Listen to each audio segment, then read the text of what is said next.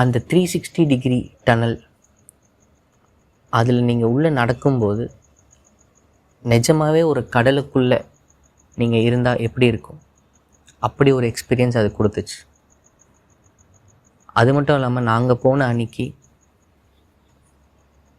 4 o'clock ஈவினிங்கில் shark feeding ஷோன்னு ஒன்று இருந்துச்சு.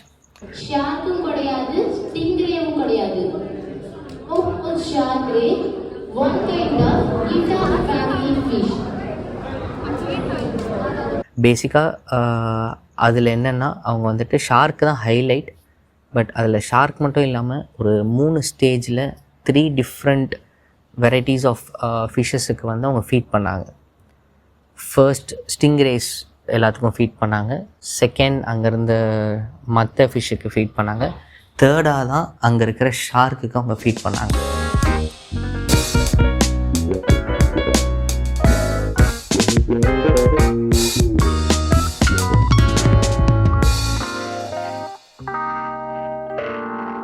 த மொமெண்ட் அவர் வந்து அந்த ஃபீடை ஓப்பன் பண்ணி கொஞ்சம் கொஞ்சமாக போட ஆரம்பித்த உடனே அந்த டேங்கோட அட்மாஸ்ஃபியரே மாறிடுச்சு. கிட்டத்தட்ட எல்லா ஃபிஷ்ஷுமே அவரை நோக்கி வந்துச்சு. நம்ம ஒரு பிரானா படத்தை நேரில் பார்த்த ஒரு எஃபெக்ட். மூணாவதாக ஷார்க்குக்கும் அதே மாதிரி கையில் தான் ஃபீட் பண்ணுவாருன்னு நினச்சோம். அப்படி பண்ணியிருந்தான்னா ஷார்க்கோட மெனுவில் ஃபஸ்ட்டு அவர் தான் இருந்திருப்பார். அதோட ஃபீடை கீழே வந்து அவர் வச்சுட்டார். அது வச்சுட்டு அவர் மூவ் ஆன செகண்ட், அடுத்த செகண்ட் அங்கே இருக்க எல்லா ஷார்க்ஸும் வந்து அந்த ஃபீடை சாப்பிட ஸ்டார்ட் பண்ணிடுச்சு. அங்கே இருந்த கிட்ஸ் அவங்களுக்கு வந்து நிஜமாகவே மர்மேட் இருக்குது, மர்மேடுங்கிறது உண்மை அப்படிங்கிற அளவுக்கு ஒரு நம்பிக்கையை அந்த பர்ஃபார்மன்ஸ் வந்து கொடுத்துருக்கு. ரொம்ப ரொம்ப கஷ்டமான ஒரு பர்ஃபார்மன்ஸை சிம்பிளாக அவங்க வந்து செஞ்சுட்டு போயிட்டாங்க. Which was surprising. அண்ட் நாங்கள் போனப்போ எங்கள் லக்கா என்னன்னு தெரியல, அந்த ஷோ வந்துட்டு நாங்கள் அட்டன் பண்ண முடிஞ்சது. அது வந்து ஐ திங்க் 2 times நடக்கும். ஈவினிங் 5 PM ஒரு தடவை, அண்ட் மத்தியானம் 2 o'clock இல்லை 3 o'clock தெரியல, பட் மத்தியானம் ஒரு தடவை.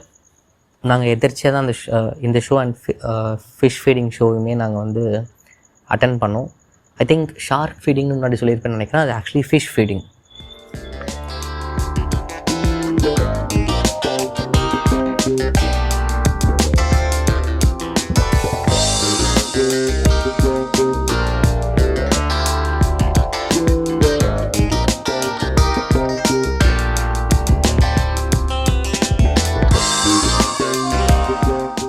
நாங்கள் வந்து ஒரு ஈல் டேங்க் ஒன்று வச்சுருந்தாங்க. அதில் ஒரு ஈல் பார்த்தோம்.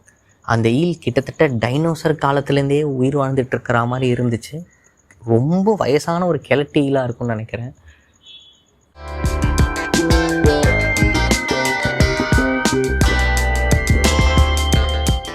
ஓவராலாக இந்த எக்ஸ்பீரியன்ஸ் வந்து அந்த 649க்கோ இல்லை 750க்கோ வேர்த்தா அப்படின்னு கேட்டிங்கன்னா, உங்களுக்கு கிட்ஸ் இருந்தால் எஸ்பெஷலி அந்த கிட்ஸோட மூஞ்சியில் எக்ஸ்ப்ரெஷன்ஸை பார்க்குறதுக்கும், அவங்க அதை என்ஜாய் பண்ணி அந்த 2 hours time through various fishes and இந்த 2 ஷோ நீங்கள் மிஸ் பண்ணாமல் இதை அட்டன் பண்ணிங்கன்னா இட் வுட் பி வர்த்தி.